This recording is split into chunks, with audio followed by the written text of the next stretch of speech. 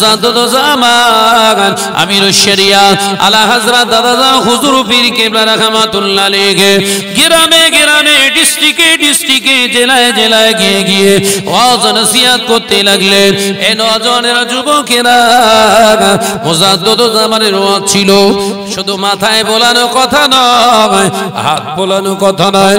মুজাদ্দিদ জামান বাংলার জমিনে হারামের বিরুদ্ধে তিনি ওয়াজ শুরু করেছিলেন, নাজায়েজের বিরুদ্ধে ওয়াজ করেছিলেন, বাতিলের বিরুদ্ধে তিনি ওয়াজ শুরু করেছিলেন। মুজাদ্দিদ জামান আমিরুশ শরিয়াত আলা হযরত দাদা জান হুজুর পীর কিবলা রাহমাতুল্লাহ আলাইহি বেদাতীদের বিরুদ্ধে ওয়াজ শুরু করলেন।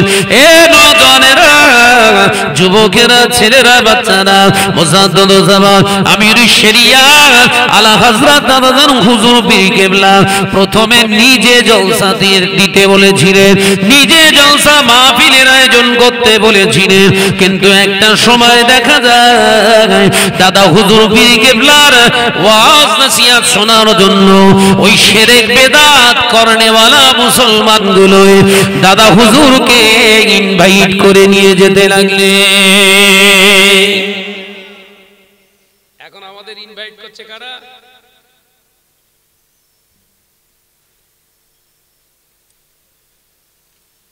যারা আমাদেরকে দাওয়াত করে। এদের নিয়েও যদি আমরা ওয়াজ করতাম, অন্তত কমিটির দুটো ছেলে পরিবর্তন হলে কিয়ামতের দিন অন্তত জবাব দেয়া যেত না যারা দাওয়াত করেছে এরাও তো পরিবর্তন একটু হয়েছে। আল্লাহ এদের নিয়েও ওয়াজ নেই। গাঁজাখোর, মদখোর, বেনামাজি, দাঁড়িয়ে মোতা, শুনতে খারাপ লাগে তাই না? দাঁড়িয়ে পেশাব করেওয়ালা ব্যক্তি কিভাবে পোশাক করতে হয়, কোন পর্যন্ত হালাল কোন পর্যন্ত হারাম, এদের জ্ঞান নেই। এদের নিয়ে যদি অন্তত নসিহত গুলো করতাম তাহলে অন্তত এরাও বেঁচে যেত। কিন্তু এসব ওয়াজ আছে? এই কথা বলছেন না কেন? বেনামাজিরা, গাঁজাখোর, সুদখোর, লটারিখোর, মদখোররা দাওয়াত দিল, ওসব নিয়ে একদম ওয়াজ হবে না। একটা কাহিনী ধরো, A to Z ঝেড়ে দিয়ে 2 ঘন্টা পাস, চল 80 বছর আওয়াজ হবে। কথা বলছেন না কেন? আবার কিছু বক্তা বেরিয়েছে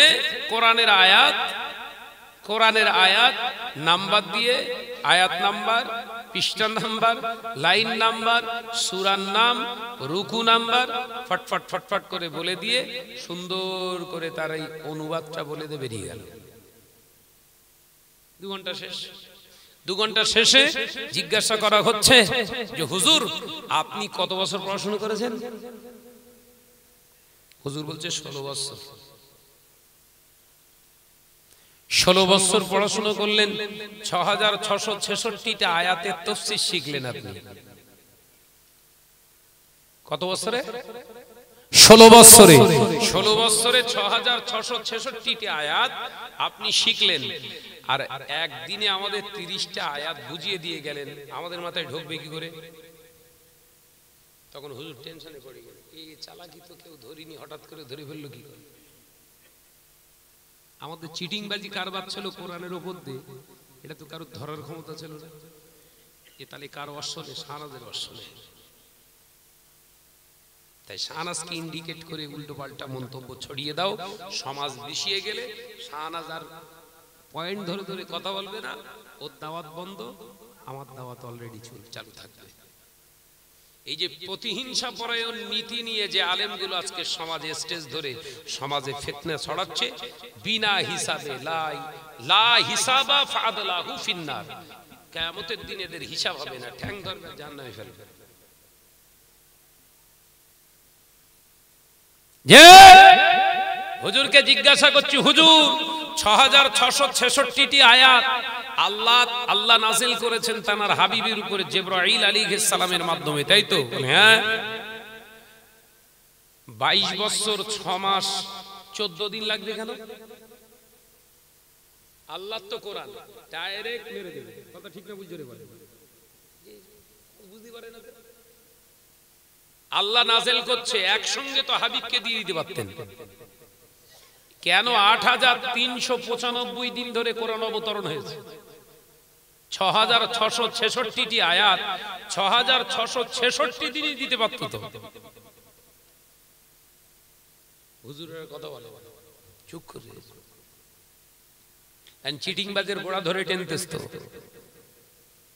তুমি ক্লাসে হুজুর হওয়া শিখলে, তাফসীর করলো তোমার শিক্ষকরা, দুটো আয়াতের তাফসীরে একটা পিরিয়ড শেষ। আর তুমি 2 ঘন্টার ক্লাসে 15টা আয়াত দিয়ে কি করে সাধারণ মানুষগুলো কোরআনের ক জানে না তাদের মগজগুলো ধোলাই করছো। এ তোমার ব্যবসা না তো কি? লিল্লাহিয়াত। আলোচনা বুঝতে পারছেন? এই সমাজকে বোঝাচ্ছি বলেই শাহনাজ খারাপ। ভাইরা, আমার নজনের যুবকেরা, ছেলেরা, বাচ্চারা, পর্দানাশীরা, মা বোনেরা, আলোচনা বোঝো। আল্লাহ নবী দো জাহানের বাদশা হাবিবুল্লাহকে, নবী জনাবে মুহাম্মদুর রাসূলুল্লাহকে সকলে বলি সাল্লাল্লাহু আলাইহি ওয়াসাল্লাম। নবী আমার পাক জবানে জানিয়ে দিলেন, ও আমার সাহাবীরা, এমন একটা দিন আসবে, সময় আসবে, আমার উম্মতেরা ঘন ঘন মসজিদ বানাবে, উঁচু উঁচু মিনারওয়ালা মসজিদ বানাবে। উম্মতেরা টাকার অভাব হবে না, ধনাঢ্য ব্যক্তি হয়ে যাবে। উম্মত আমার নামাজ পড়বে, রোজা করবে, হজ করবে, যাকাত দেবে, মসজিদ ভর্তি মুসল্লি দেখতে পাওয়া যাবে। বাবা সাহাবীরা, ইমানদার খুঁজে পাওয়া যাবে না। নামাজ পড়ছে কারা? আমার আওয়াজ বোঝা যাচ্ছে তো নাকি না? বিশ্বনবী কি বললেন? মসজিদগুলো হবে বিরাট বড় বড় ইমারত, বড় বড় শান শওকাত নকশাওয়ালা মসজিদ, মিনারওয়ালা মসজিদ বানাবে। মসজিদগুলো হবে দেখার মতো, বিউটিশিয়ান মসজিদ। মসজিদ ভর্তি মুসল্লি, দাড়িওয়ালা, টুপিওয়ালা, জুব্বাওয়ালা,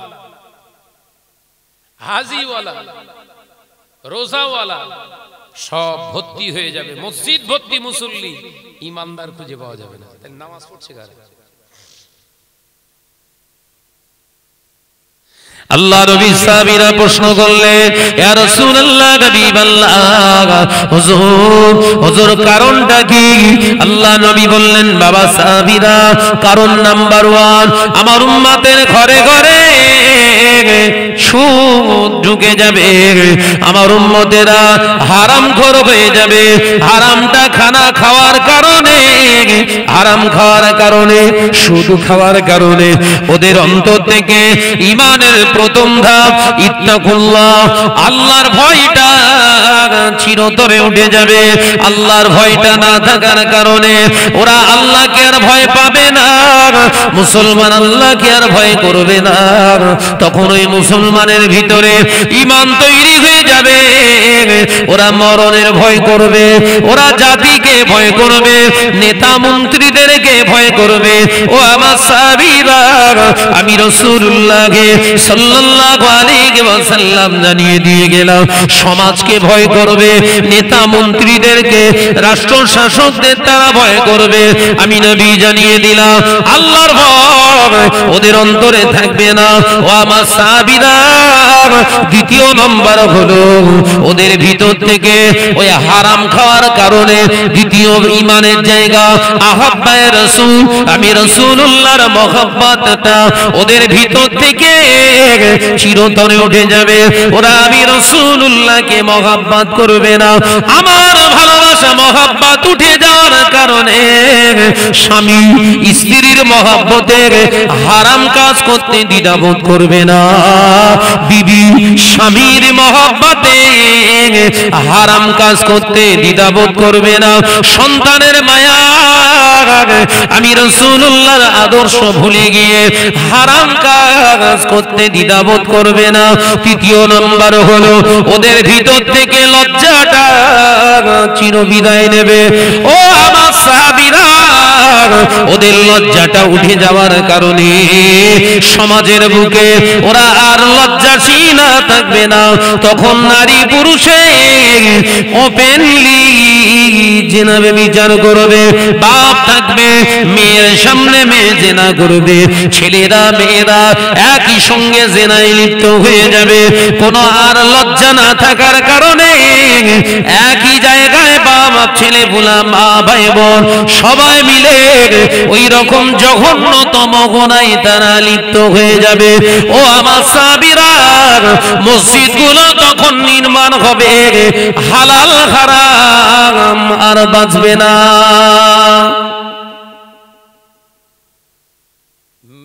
এগুলো লিতে পাচ্ছেন তো নাকি? উলো বাগানে মুক্ত ছড়ার বলা হচ্ছে। নবী বললেন প্রথম নাম্বার কারণ মুসলমানদের ঘরে ঘরে কি ঢুকবে? বলেন বলেন বলেন, সুদ ঢুকে যাবে। সুদ ঢুকে যাওয়ার কারণে ওদের ভিতর থেকে প্রথম ঈমানের জায়গা ইত্তাকুল্লাহ। কোরআনের আয়াত পড়েছি না, ইয়া আইয়ুহাল্লাযীনা আমানুত্তাকুল্লাহ, হে আমার বিশ্বাসী সম্প্রদায় বান্দারা, আমি আল্লাহ, আমাকে তোরা ভয় কর। হাক্কা তুকাতিহি, হাক্কা, ভয়টা করার মতো করতে হবে। ভয় করাটা হচ্ছে ঈমান। একবার জোরে বলে। কিন্তু নবী বললেন এই হারাম খাওয়ার কারণে ওদের ভিতর থেকে প্রথম ঈমানের জায়গা সেটা কি? আল্লাহর ভয়টা সম্পূর্ণ শেষ হয়ে যাবে। প্রতিষ্ঠিত হবে মরণের ভয়, মৃত্যুকে ব্যাপক ভয় করবে মানুষ। আগো এখানে যারা আমরা বসে রয়েছি, আল্লাহকে বেশি ভয় করি না মরণকে? একদম সত্যি কথা বলবেন, ঈমানের জায়গা যতটুকু আছে ওখান থেকেই বলেন। মরণকে না ঈমান আপনার আল্লাহকে? বলেন বলেন বলেন।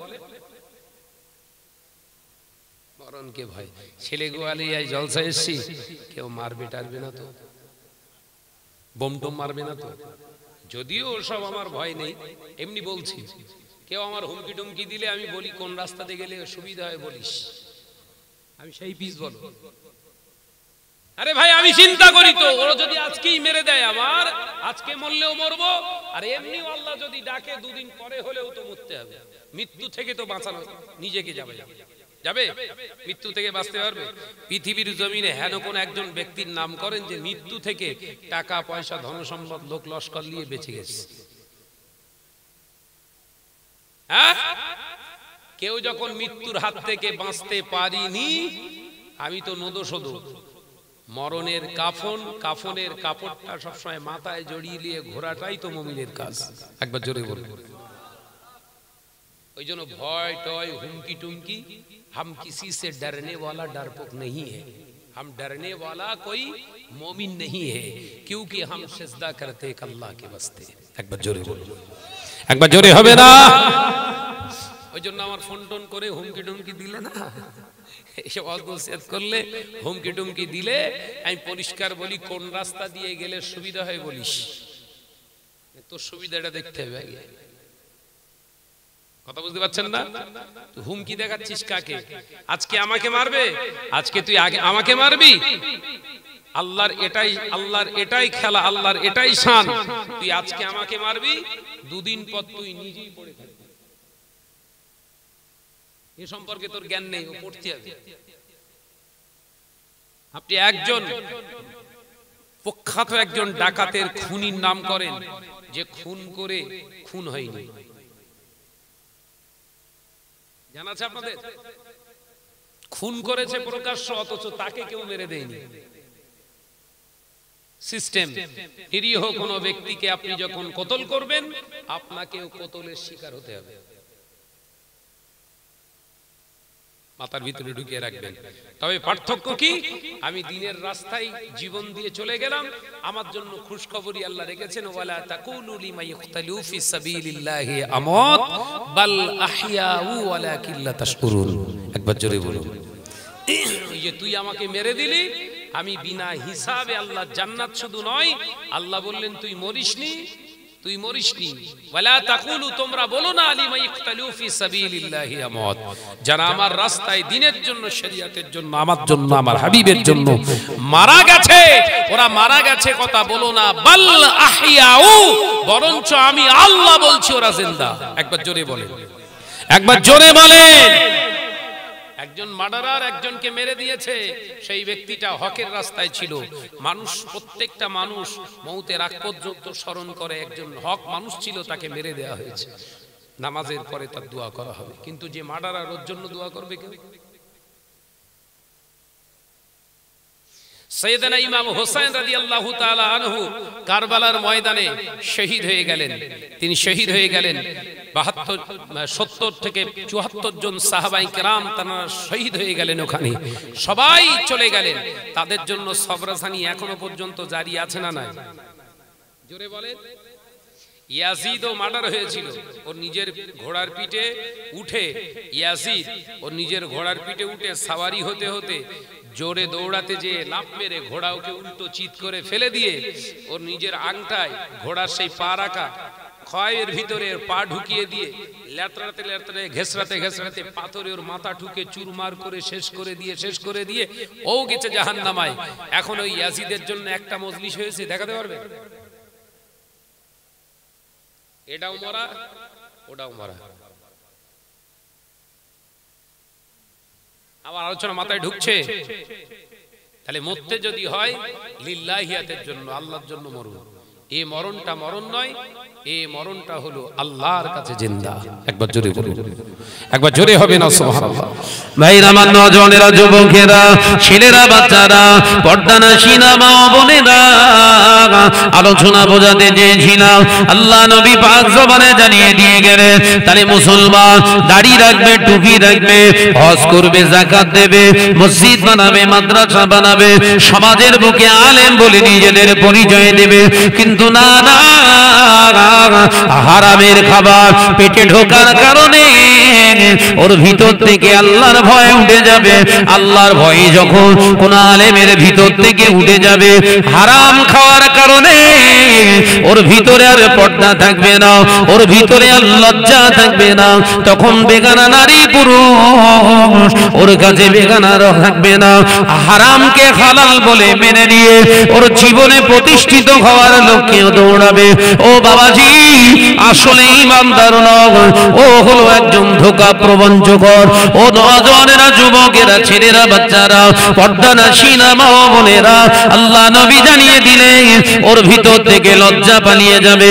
ও নওজওয়ানেরা, যুবকেরা, ছেলেরা, বাচ্চারা, পর্দানাশীনা মা বোনেরা, রাসূলুল্লাহর সাহাবীরা বললেন, ইয়া রাসূলুল্লাহ, ইয়া রাসূলুল্লাহ, হাবিবাল্লাহ, আমরা মহিলারা আপনার নসিহত আমরা শুনতে পাই না, আমাদের জন্য একটা মজলিস করুন। আল্লাহ নবী বললেন, অমুক জায়গায় আমার সাহাবীর ঘরেতে চলে যাও, ওইখানে তোমরা এক জায়গায় সমবেত হও, আমি নবী তোমাদেরকে পর্দার আড়াল থেকে একটা নিরিবিলি জায়গায় তোমাদের নসিহত দিতে চাই। নবী বললেন, হারামের সাইড এফেক্ট এটাই, লজ্জা উঠে যাবে। আর লজ্জা উঠে গেলি মেয়ে ছেলে এক জায়গায় বসবে। কিসের সাইড এফেক্ট? হারাম, হারাম, হারাম। আমি যখন ছোট ছিলাম, আব্বাজান মেজলা হুজুর পীর কেবলা রাহমাতুল্লাহ আলাইহির কাছে, হুজুরের কাছে তখন অবস্থান করছি, তো হুজুরের কাছে আপনাদের এই ছেলে গোয়ালিয়া বা এই এলাকা থেকে সমস্ত মানুষ তো যেতেন না? এখনো যাওয়া হয় না? হয় না নাকি বেরেক অন্যদিক যাচ্ছে? যে হ্যাঁ, ওইদিকেই আছে। তো ওখানে আমি যখন ছোট ছিলাম, আমার নিজে চোখে দেখা, মহিলারা আসলে হুজুর কেবলা 104 বছর বয়স, 104 বছর বয়স হুজুর পীর কেবলা রাহমাতুল্লাহ আলাইহি মাথা হেড করে, চোখ তো সব সময় বন্ধ করে থাকতেন, অন্ধ হয়ে গিয়েছিলেন চোখ, জি চোখ বন্ধ করে তিনি থাকতেন।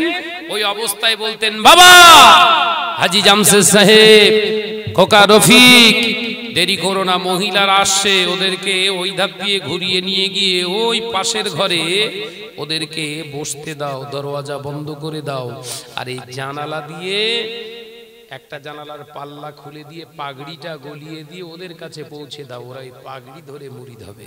একবার জোরে বলে। আর আমার মুরিদ হচ্ছে কোথায়? পাশে বসে কথা বলছেন না। আপনারা দেখেছেন তো নাকি আমি ভুল বকছি? এরকম করে মুরিদ করাতেন না সামনে বসিয়ে? পর্দা আড়ালে না? কি পর্দা? দেয়াল দেয়াল, কাপড়ের পর্দা না বলো। পাশের ঘরে জানালা খুলে দিতেন, সেই পর্দায় হুজুর পাগড়ি চেলে দিতেন, সেই পাগড়ি ধরে সকলে তওবা ইস্তেগফার করে বায়াত গ্রহণ করতেন। একবার জোরে বলুন।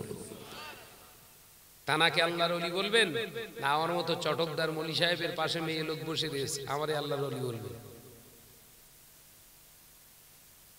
এ তো চটকদার মলি সাহেব, কেন নাম দিয়ে বুঝতে পারেননি? ও নজনেরা, যুবকেরা, ছেলেরা, বাচ্চারা, পর্দা নাশিনা মা বোনেরা, আলোচনা বুঝুন। আল্লাহ নবী তো জানের বাদশাহ হাবিবুল্লাহ নবী জনাবে মুহাম্মদুর রাসূলুল্লাহ সাল্লাল্লাহু আলাইহি ওয়াসাল্লাম দয়ার নবী পাক জবানে সোনার জবানে জানিয়ে দেন, ও আমার সাহাবারা, আমি রাসূলে পাক সাল্লাল্লাহু আলাইহি ওয়াসাল্লাম জানিয়ে দিলাম আল্লাহর ভয় মুসলমানের ভিতর থেকে যখন উঠে যাবে, ওই মুসলমানটা নামাজ আদায় করবে, রোজা আদায় করবে, হজ আদায় করবে, যাকাত আদায় করবে, মসজিদ নির্মাণ করবে বটে, লিল্লাহিয়াতের নিয়ত আর থাকবে না। সমাজের বুকে সমাদৃত হবা, পৃথিবীর জমিনে নিজের ইগল লড়াইয়ে মেতে যাবে। ও নজনেরা, মুরব্বিয়াগণেরা, আমার কাছে কথা হলো মুজাদ্দিদ জামান দাদা হুজুর পীর কেবলা রাহমাতুল্লাহ আলাইহি হুজুর আমার সমাজের বুকে হাজার হাজার শয়ে শয়ে আল্লাহর বান্দাদেরকে লক্ষ লক্ষ মানুষগুলো দিনের রাস্তায় পরিচালনা করলেন। হুজুর আমার পর্দা প্রতিষ্ঠিত করলেন বাংলার জমিনে। বাংলার জমিনে শিরক বিদআত মানুষকে মুক্ত করে দিয়ে ঈমানি নূর প্রতিষ্ঠিত করেছিলেন। আজ আমি শাহনাজ সেই মুজাদ্দিদ জামানের সিলসিলা আলেম বলে দাবি করি, আমি বিরাট বড় ওয়াইজিন বলে নিজেকে দাবি করি, অথচ আমাদের দ্বারা সমাজ আজকে ক্ষতিগ্রস্ত হচ্ছে। ও মুসলমান ভাই, একবার দয়া করে আমাকে বলুন, কিয়ামতের দিনে এই দোষে দোষী হয়ে আমাকে কাঠগড়ায় দাঁড়াতে হবে না? হবে না? অবশ্যই হতে হবে। কারণ দাদা হুজুর পর্দা করার জন্য নারীদেরকে তাকিদ দিয়ে গেলেন, আর সেই পর্দাকে জবাই করে দিয়ে গোপাল যোদ্ধা বানিয়ে ফেলেছি। ও নজনেরা, যুবকেরা, ভুল আমায় বুঝবেন না। তাই দাদা হুজুর পীর কিবলার যদি ভক্ত মুরিদ হতে চান, আমি শাহনাজ ভাই আপনাদের কাছে আর করজোরে নিবেদন করে যাই, ঘরের মা, ঘরের মেয়ে, ঘরের বোন, ঘরের বিবিকে পর্দা নাশিনা বানান। আপনি যত বড় ইবাদত করনেওয়ালা হোক না কেন, আপনি যত বড় বিরাট মুহাক্কিক আলেম হন না কেন, আল্লাহ কোরআনে জানিয়ে দিয়েছেন, ইয়া আইয়ুহাল্লাযীনা আমানু, ওরে আমার বিশ্বাসী সম্প্রদায় বান্দারে, ওরে আমার ঈমান আননেওয়ালা, আমি আল্লাহ পাক জানিয়ে দিচ্ছি, কু আনফুসাকুম, তুই নিজেকে আগে জাহান্নাম থেকে নিজেকে বাঁচাও, ওয়া আহলিকুম নার, এরপরে তোর দায়িত্ব হলো তোর বিবিকে জাহান্নামের আগুন থেকে বাঁচার রাস্তা দেখানো, ওয়া আহলিকুম নার, এরপরে তোর কর্তব্য হলো তোর মেয়ে, তোর ছেলেকে জাহান্নামের আগুন থেকে বাঁচানো, ওয়া আহলিকুম নার, এরপরে তোর পিতা মাতাকে জাহান্নামের আগুন থেকে বাঁচাবি, ওয়া আহলিকুম নার, এরপরে তোর প্রতিবেশীকে তুই জাহান্নামের রাস্তা থেকে বাঁচাবি। আমি আল্লাহ জানিয়ে দিলাম, এটা তোর উপরে আমি কর্তব্য দিলাম, দায়িত্ব দিলাম। জোরে বলুন। তাহলে একা হুজুর হবার কোনো চান্স আছে? মুসল্লি হবার চান্স আছে? ওই পাশে যে শোবে আমার বউ, ওরেও নামাজি হতে হবে। যদি মুসলমান হয় ওরেও নামাজি বানাতে হবে, দায়িত্ব আমার। এই কথা বলছেন না কেন? আর যদি মনে করেন না একা তসবি ঠুকে লাভ মেরে পার হবো, হ্যাঁ ঠকবেনি, এখানে যেরকম ঠুকতেছো এরকম কবরেও ঠকবেন আল্লাহ। মুগুর রেডি। কথা বলছেন না? সব ঘুমিয়ে পড়েছেন বোধহয়। নারায়ে তাকবীর, নারায়ে তাকবীর, মহাপদের সঙ্গে দরুদ আল্লাহুম্মা।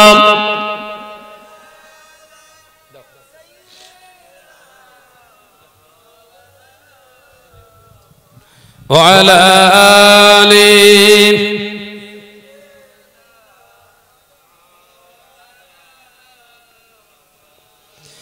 একদিন তোমারি নাম মসজিদে হবে এলান, একদিন তোমারি নাম মসজিদে হবে এলান। তৈরি থেকো তৈরি রেখো কবরের মাল সামান। জোরে বলবেন না, জোরে বলবেন না। একদিন তোমার নাম মসজিদে হবে এলান। আল্লাহুম্মা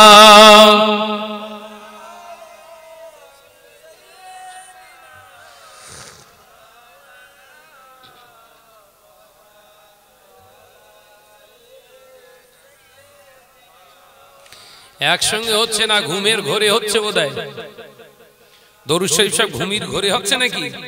সব যে যার মতো পড়তে দেখতে পাচ্ছি। ওই রকম করলে হবে না, সম্মিলিত ভাবে একসঙ্গে বসে আছি তো নাকি? দরুদ শরীফটাও একসঙ্গে হবে মহব্বতের সঙ্গে। আল্লাহুম্মা সাল্লি আলা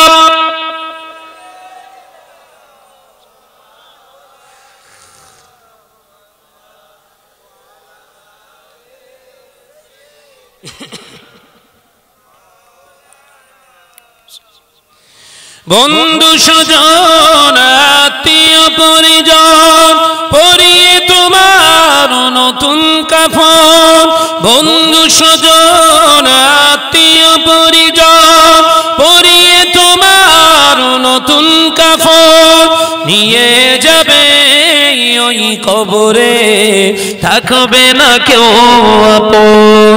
একদিন তোমারই নাম মসজিদে হবে এলান, একদিন তোমারই নাম মসজিদে হবে এলান। আল্লাহুম্মা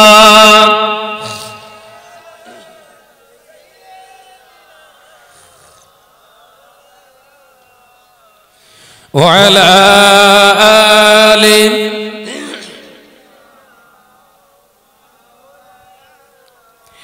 টাকা কড়ি গাড়ি বাড়ি থাকবে না কেউ সঙ্গে তোমার, টাকা কড়ি গাড়ি বাড়ি থাকবে না কেউ সঙ্গে তোমার, থাকবে সেদিন সঙ্গী হয়ে নূর নবীর সুন্নাত। জোরে হবে না নারে তাকবীর। দুনিয়া জমিনে টাকা পয়সা ধন সম্পদ ওয়ালা হয়েছো বাবা, সব ফেলে রেখে চলে যেতে হবে। আজরাইল যখন এসে জানটা কবজ করে নিয়ে চলে যাবে, সাদের দেখো সাদের জামা কাপড় গহনা গাটি সব পড়ে রয়ে যাবে। আজরাইল নিয়ে পালিয়ে যাবে। হঠাৎ মাইকেল আর হবে আগামীকাল জোহরবাদ শাহনাজ ভাইয়ের জানাজা হবে। যুবকেরা গোসল করিয়ে দিয়ে তিনটি সাদা পোশাক আমাকে পরিয়ে দেওয়া হবে। একটা পোশাকের নাম পীরঘাট, যে পিরানে সেলাই থাকবে না, যে পিরানে কোনো বোতাম থাকবে না, কোনো পকেট থাকবে না, পকেট বিহীন সেলাই বিহীন আমাকে একটা পিরান পরিয়ে দিয়ে আরো দুটি লেফাফা লম্বা লম্বা সাদা তার ডবল করে জড়িয়ে দেবে। তিন জায়গায় বেঁধে দেওয়া হবে, তিন জায়গায় কাপড়ের সুতা দিয়ে বেঁধে দেওয়া হবে। ওটাও থাকবে সাদা কাপড়ের কাপড় পরিয়ে যখন আমার লাশটাকে এমনি করে খাটিয়ার উপরে শয়ন করিয়ে রাখবে বাবা, ওই সময় ভালোবাসার মানুষগুলো হাজির হয়ে যাবে। হাজার হাজার মানুষগুলো পাগলের মতো কাঁদতে কাঁদতে বলবে, দেখ শাহনাজ ভাইকে আমরা ছেলে গোয়ালিয়ায় দেখেছিলাম, কত কালারফুল কালারফুল লেবাস পরে স্টেজ ওয়াজ নসিহত করতে উঠেছে। ভাই আজকে অসহায় হয়ে গিয়েছে, ভাইয়ের গায়ে আজকে সাদা থান সাদা কাপড় জড়ানো। চল জন্মের মতো একবার শেষ বিদায় দেখে নে, আর দেখা হবে না। ভালোবাসার মানুষগুলো অশ্রুসিক্ত নয়নে চোখ ভরা পানি নিয়ে আবেদন করবে, একবার জন্মের মতো মুখটা দেখান দেখেনি।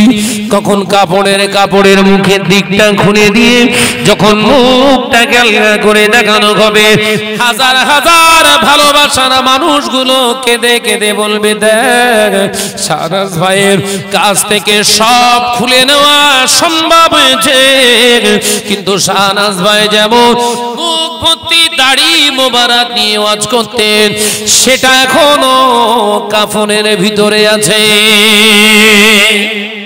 একবার জোরে হবে না? নারে তাকবীর। কবরেতে সঙ্গী হবে নূর নবীর সুন্নাত। জোরে হবে না? একই দিন তোমারই নাম মসজিদে হবে এলাম, একই দিন তোমারই নাম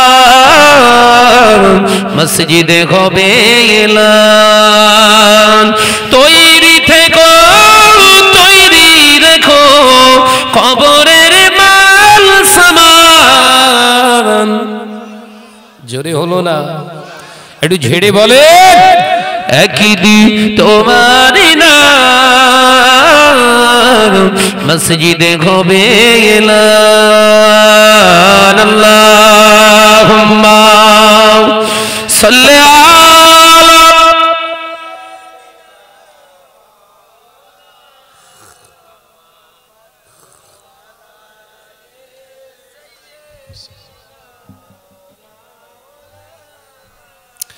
আমার নজনেরা, যুবকেরা, ছেলেরা, বাচ্চারা, পর্দা নাশিনা আমার স্নেহা গর্ভধারিণী জনম দুঃখিনী মা ও বোনেরা, আমি আপনাদের বোঝাতে চেয়েছিলাম যেটা, তাহলে শরিয়াত আগে মানুষ, শরিয়াতকে সঠিকভাবে মূল্যায়ন করা শিখুন। বিশ্বনবী বললেন হারাম দেহের ভিতরে ঢুকে যাবার কারণে প্রথম নম্বর কি উঠে যাবে? খাউফিল্লাহ, আল্লাহর ভয়। দ্বিতীয় নম্বর আহাব্বায়ে রাসূল, রাসূলের মহাব্বত। তৃতীয় নম্বর হায়া, লজ্জা, লজ্জা। আর এই তিনটে আর আছে, তাহলে কিয়ামত দূরে না কাছে? বিশ্বনবী বললেন 70টা কিয়ামতের আলামতের লক্ষণ হবে, 70টা সিম্পটম দিয়ে গেলেন নবী। প্রথম নম্বর বললেন কি? সমাজ থেকে আমানত উঠে যাবে।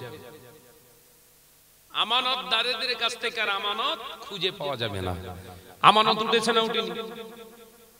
বিশ্বাসের আমানত আছে? আর কথা বলছেন না। শিক্ষককে রেখেছেন, হুজুরকে দিয়েছেন, বউকে, ঘরের মেয়েকে পড়াশোনা করানোর জন্য কোরআন শরীফ। কি শিখবে? কোরআন শরীফ। কত বড় আমানত লাগিয়ে দিয়েছেন হাফেজ সাহেব হুজুরকে। মাইন্ডে নেবেন না, হাকিকাত বলছি।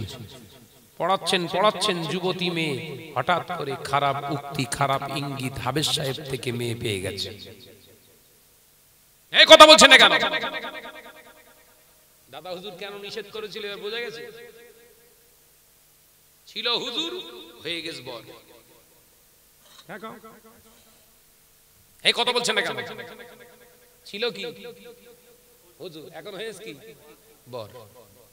কি করবি কর।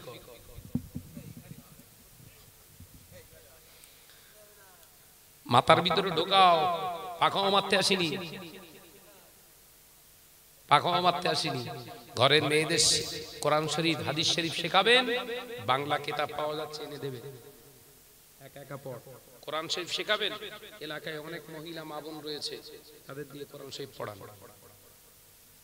পুরুষদের সম্মুখে বসিয়ে কোরআন শরীফ শেখাবেন না। এক এক হরফে 10টা নেকির জায়গায় 10টা গুনাহ হবে। নতুন নতুন লিখতেছ না এসব? কোন হুজুররা করে এসব? ওই টেনশন যদি দাওয়াত না দেয়, কিন্তু ওসব টেনশন শাহনাজের ভিতরে নেই। কারণ কালকে বাঁচবো এই গ্যারান্টি নিয়ে আবার আগামী বছর মাথায় ঢোকে না কথা। কালকে পর্যন্ত বাঁচবো এই গ্যারান্টি কার্ড আছে? স্বাস্থ্যসাথী বেরিয়েছে, কন্যাশ্রী বেরিয়েছে, যুবশ্রী বেরিয়েছে, বলেন বলেন, খাদ্যসাথী বেরিয়েছে, তারপরে যুবশ্রী, রূপশ্রী, কন্যাশ্রী, যত শ্রী আছে, আধার কার্ড, প্যান কার্ড, শুধু জাঙ্গিয়াটা বেরোয়নি বলে। হ্যাঁ হ্যাঁ, কিষান কি একটা, হ্যাঁ ওই বেরিয়েছে, সব বেরিয়েছে। তো ওই মন্ত্রী মহোদয়দেরকে বলেন একটা হায়াতের কার্ড দিতে। হ্যাঁ, তো ওর উপর অত ভরসা কেন তোমার? বললি শালাস খারাপ। বেঈমান নেতা হারামখোরদের উপরে এত বিশ্বাস তোমার? দাদা আছে, আমার টেনশন নেই, স্যার ফোন করলেই চলে আসবে। দাদা দাদা দাদা দাদা, রাত 2:30টার সময় বলছে এই ওঠ, কি ব্যাপার? না চ, থানায় যেতে হবে। দাঁড়ান আমি একটু কথা বলিনি, ও মনে কর দাদার ফোন, দাদার ফোনে ফোন করলি বোধহয় দাদা বলে দিলি এক চান্সে বেঁচে যাবো। দাদার ফোন নাম্বারে ফোন লাগিয়েছে, দাদা বলতে আমি গাড়িতে বসে রয়েছি, তুই আয়। তার মানে দাদাই কল করে নিয়ে এসছে পুলিশকে। দাদা এবার করবে কাদা, কেন? দাদার সুবিধায় কথা বলতে পারেন। দাদা যেটা চেয়েছিল আপনি তাতে সম্মতি দেননি, ওটাই হলো আপনার দণ্ডনীয় অপরাধ। যে দাদার উপর ডিফেন্ড করেছিলেন, ওই দাদা এবার তোমার ছেনে চটকে কাদা তৈরি করবে। একবার আল্লাহর উপরে বিশ্বাস স্থাপন করে ভরসা রেখে দেন, আল্লাহকে এক বলে মেনে নেন। এ নজরেরা, ওটা ফিলিস্তিনের মুসলমানেরা করেছে, ওটা ফিলিস্তিনের মুসলমানরা করেছে, ওটা গাজার মুসলমানরা দেখিয়ে দিচ্ছে দুনিয়ার তামাম পৃথিবীতে 57টা মুসলিম রাষ্ট্রনায়ক আমাদের পাশে থাকার না থাক, তামাম পৃথিবী 224টা রাষ্ট্রনায়ক আছে, তারা যদি আমার পাশে না থাকার না থাক, আমরা মুজাহিদে ইসলাম, ইসলামের সৈন্য এই ফিলিস্তিনের জমিনে, গাজার জমিনে আল্লাহর ঘর মসজিদুল আকসাকে রক্ষা করার জন্য আমরা 40,000 সৈন্য, 7 লক্ষ সৈন্যকে হারিয়ে দিতে পারবো ইনশাআল্লাহ। ওটা ওদের ভিতরে আছে, আমাদের ভিতরে। কারণ গাজায় সুদ নিষিদ্ধ, ফিলিস্তিনে সুদ নিষিদ্ধ, জেনা ব্যভিচার নিষিদ্ধ, গান বাজনা নিষিদ্ধ, ওপেনলি ড্যান্স নিষিদ্ধ। সেখানে গুলি করে ঝাঁঝরা করে শেষ করে দেবে। আর তোমার আমার বিবি তো সব খাটের ওপর স্বামী স্ত্রী শুয়ে রয়েছে, কেউ কারোর দিকে ফেরে না, সময় নেই, কথা বলে না, তো ওদের মনে লেগে গেছে বোধহয়।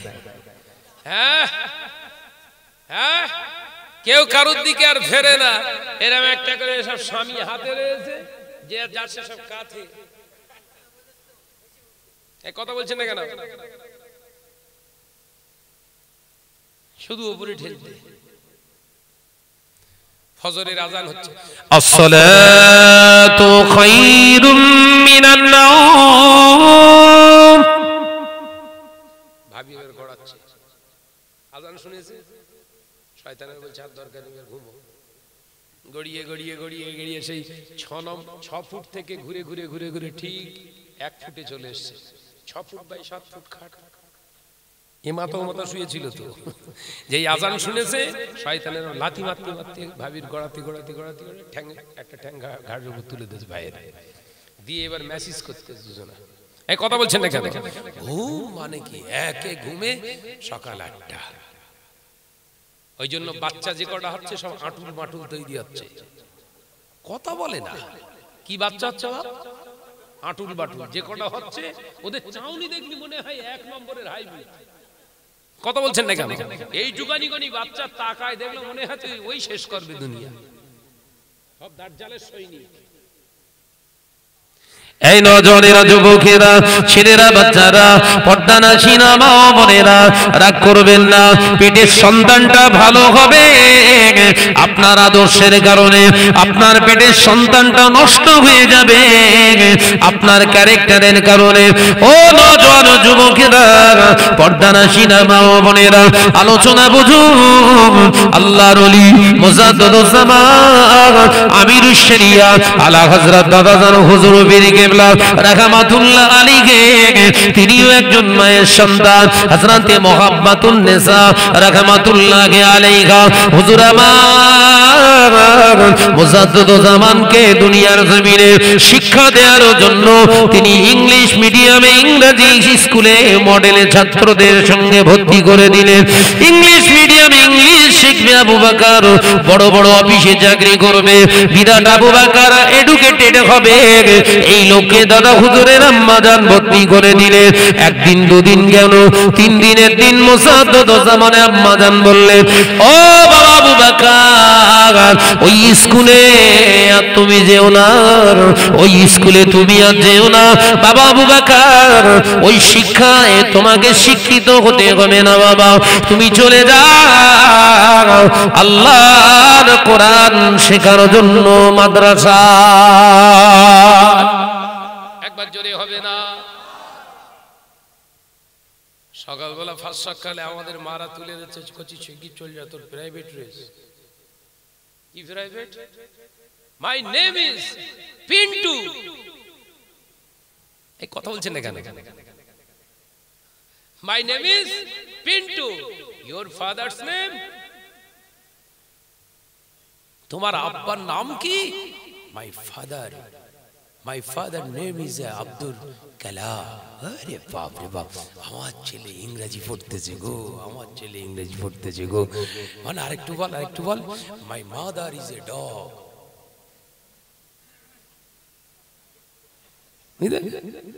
কথা বুঝাচ্ছেন না? আমার ছেলে ইংরেজি পারে, আমার ছেলে ইংরেজি বলে। মা জীবনে কোনোদিন ইংরেজি শুনি, যার ছেলের মুখ থেকে ফটফট ফটফট করে যখন ইংরেজি বেরোচ্ছে, মা বলছে জানিস আমার ছোট বেটা কিরম ইংরেজিতে কথা বলে? মানে একটু বল। হ্যাঁ বল। পাশের ওই যা একটু অর্ধেক পড়াশোনা করেছে, একটু অর্ধেক ইংলিশ জানে, তখন বলছে কচি বলো দিন ইংরেজি। এটা কে হয় তোমার? এটা তোমার মা তো, বলো দিন ইংরেজি কে হবে? বলছে মাই মাদার ইজ এ ডগ। মা হেসে পাগল হয়ে যাচ্ছে, বলছে এবু তুই হাসিস নে কেন? বলছে আমার মা হলো একটা কুকুর। বুঝছো? আর কুকুরের জানেন তো কুকুরের কি করে? হঠাৎ করে ঘরে টরে ঢুকে গেলে খুব যত্ন করে নাকি? ঠিক কুকুরের চাল ঠিক কুকুরের মার শুরু করেছে। যেই বুড়ি হয়ে গেছে, বউ না আসতে বলছে ওই ঘরে যা, ওই ঘরে যা। বউ পেয়ে মা কুকুর, সত্যি কুকুর। এই কথা বলছেন না কেন? ছেলে গোয়ালি, ছেলেরা বল ছেলে গোয়ালিয়া। কি সর্বনাশ হচ্ছে তার ঠিক নেই। মা বাপদের ভালো দেখিস সব নাকি, না কুকুরের মতো করে রেখে দিয়েছিস? সাদা পানা ফর্সা পানা বউ পেয়েছ তো, মাত দিকার তাকায় না। হ্যাঁ এ বাবাজি, বাপ শুধু বলেছে 10 টাকা দিয়ে সব সময় 10 টাকা, মাতামতি ঠিক থাকে না। এই কথা বলছেন না কেন? চালাকি পেয়েছো? মা বাপ হচ্ছে দুনিয়ায় তোমার জন্য জান্নাত আর তোমার জন্য জাহান্নাম। ভাইরা, আমার নজরেরা, যুবকেরা, ছেলেরা, বাচ্চারা, মুজাদ্দিদ জামানকে ভর্তি করে দেয়া হলো। মুজাদ্দিদ জামান আম্মা জান বললেন, আমি গতকাল রাতে স্বপ্ন দেখলাম আবার আবু বকরের বুকটা ফেড়ে ফেলা হয়েছে। বুকটা ফেড়ে ফেলে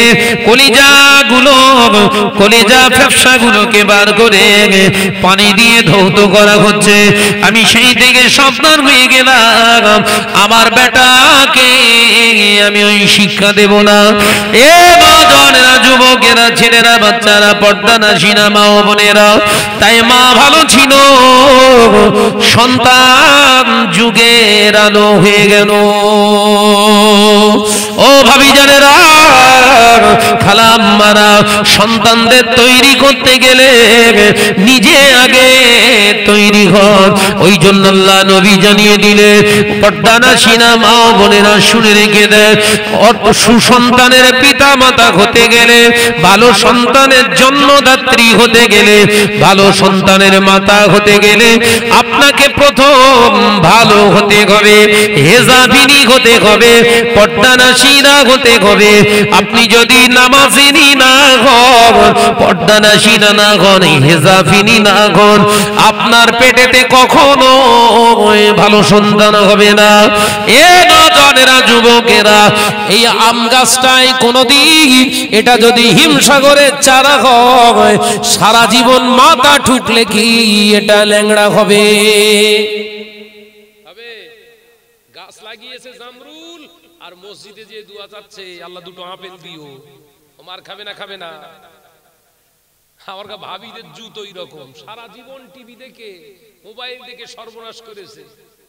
বলছে হাফেজ বানাও, আল্লাহ হাফেজ দেখ, হাফেজ হবে, বাগান ঠেলা হাফেজ। কথা বুঝতে পারুনি? কি ঠেলা হাফেজ? দৌড় ঠেলা হাফেজ হবে। সাবধান হন। আপনারা রাগ করছেন বোধহয় নাকি? একটু চড়া হয়ে যাচ্ছে না? গাছ দিচ্ছে ওরা, দেখে যা। কথা ঠিক না ভুল? জোরে বলে, জোরে আওয়াজ করবা, জোরে আওয়াজ করবা।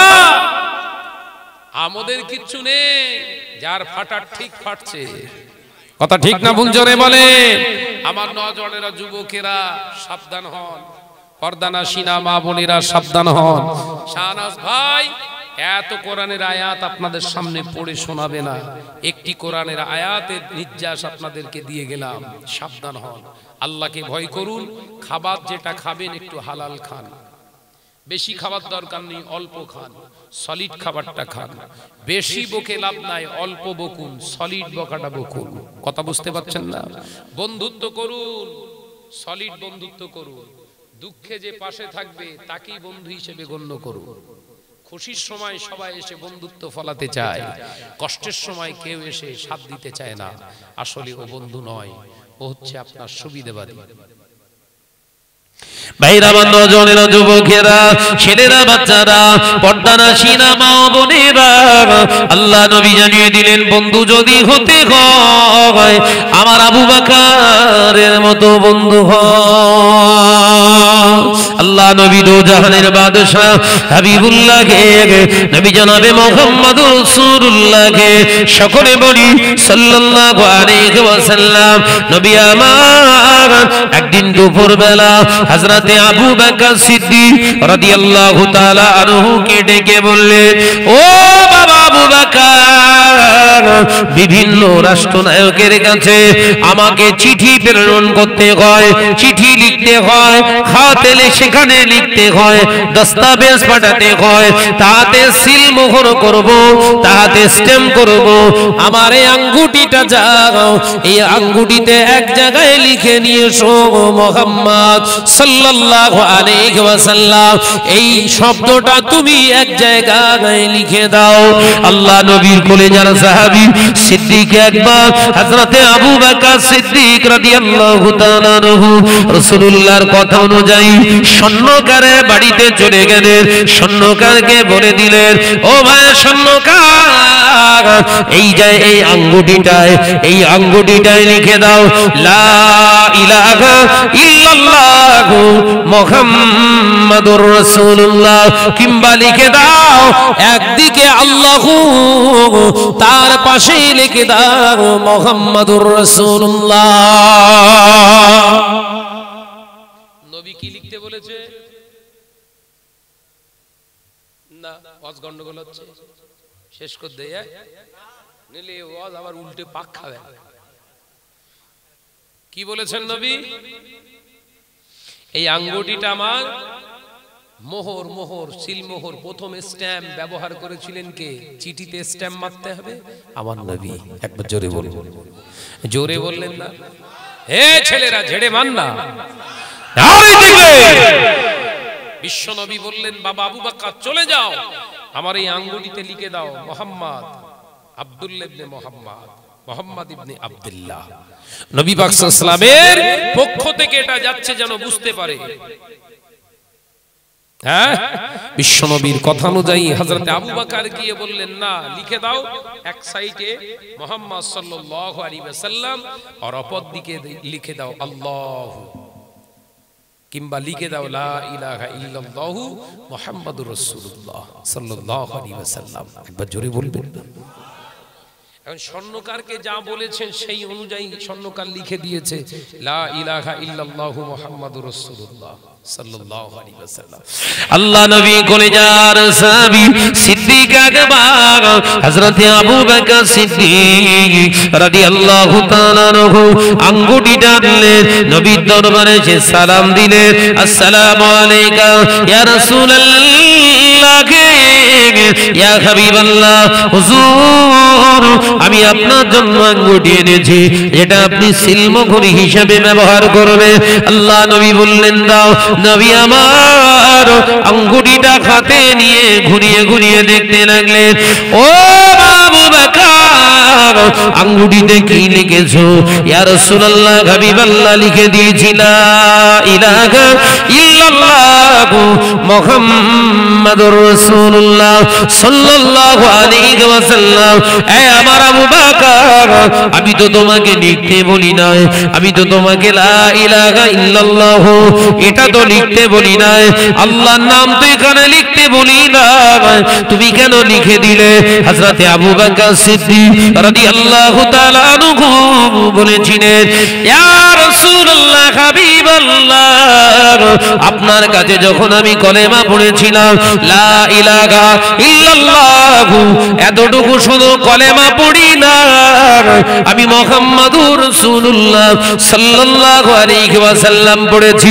ইয়া রাসূলুল্লাহ, হাবিবাল্লাহ, হুজুর আপনার নামটা আপনি বললেন, ওখানে যদি আমার আল্লাহর নাম না দিই, মুহাম্মদ সাল্লাল্লাহু আলাইহি ওয়াসাল্লাম আল্লাহ ছাড়া পরিপূরক নয়, সম্পূর্ণ নয়।